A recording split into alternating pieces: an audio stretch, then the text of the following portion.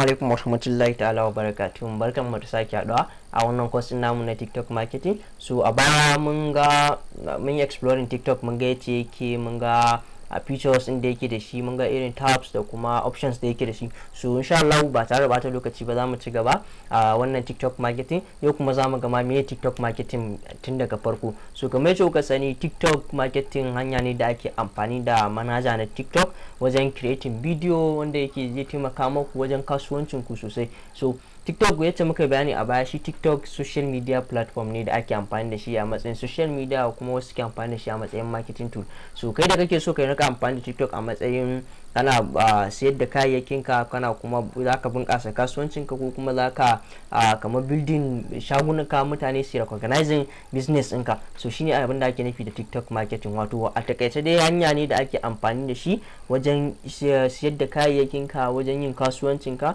Kai ka mai da TikTok wajen yin kasuwanci. Kamar yadda mutane da yawa suke ganin cewa TikTok ya zama social media ne da ake yin abubuwan da su dace ba. So komai dama akwai negative side ɗinsa, akwai positive side ɗinsa. So kai a matsayin kan da ke so ka amfani da TikTok a matsayin positively side, so za ka yi amfani da shi yacce za ka siyar da kayayyakin ka, yacce za ka bunkasa kasuwancin ka, kamar da yace ne bayani. Kuma kamar yacce kuke gani a nan, so video content promote brand, product or services. You can build up your own online presence through the use of short form video content. So kamar yacce ne bayani a baya tun a bidiyon mu na farko ko na biyu, nake cewa shi TikTok yana amfani da short form video content ta yacce inda zaka creating video kuma yau da gobe kana sawa Allah ya taimake ka, so zaka ga kana building brand ɗinka kuma kana making a lot of sales ta cikin TikTok. So wannan shine TikTok marketing.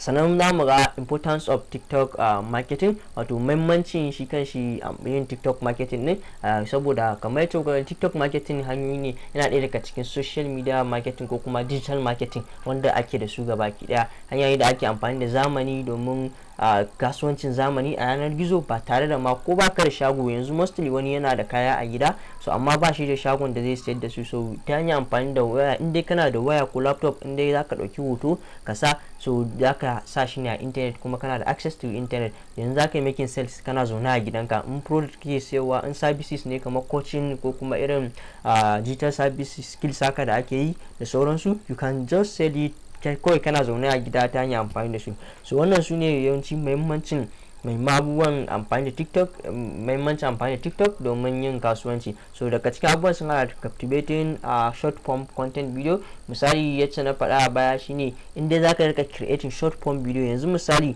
let me take you to my account again. So in muka je wannan bidiyoyin da nake, ko da baka fito da kanka ana gani ba, misali kana face without, za ka yi creating faceless video. Kamar yanzu ka duba wannan account ina, so account ina I don't think ina da bidiyon da na yi na wani fuska.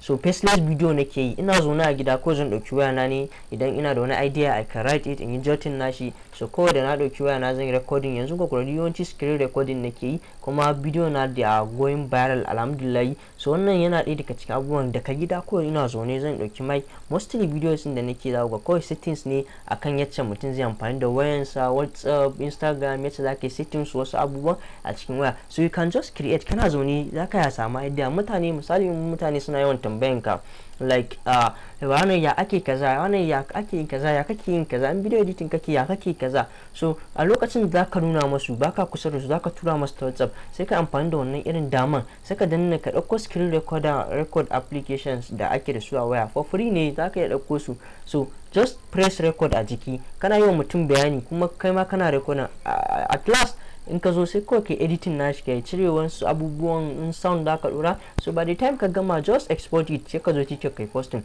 Haka kana yi people can recognize you, account ɗinka zai tafi. So same thing with your business. Idan kana sayar da kayayyaki ne, so ka jera su, zaka tura kawanki ko zaka tura abokinka, ka dauki hoto ka tura, ko ka dan yi short video. So in ka tura masa, kakkatsa iyaka shiga wani ka video editor da ake da su ga sunan for free, you CapCut ne, suwaye KineMaster da sauransu.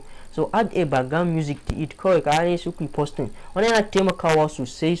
Mostly wanda suke yi yanzu, muka ƙara ɗaukar one ball misali, za ga videos ne fa kawai suke yi. In kai video ne, in sun yi kaya misali, bari mu duba wannan bidiyon nasu kuga. So gani already kaya ne an riga da an yi su, kawai packaging za a yi. So an yi recording, ya zo ya posting ga bidiyon, alhamdulillah sai ga ya tafi viral gabaki daya. So haka ake, su ne amfanin TikTok as a social, amfanin TikTok creating short form content. Sai kuma viral potential shine wanda na ga maku, yau in kai posting yau, gobe in kai, jibi in kai, TikTok za su dauki bidiyon ka tafi within short form of video, within short minutes za ga bidiyon ka yi reaching 1.1 million mutane suna ganin bidiyon ka. Is a kind of like miracle ne. Yanzu muka zo mu duba account na Bado misali, akwai comedian Bado.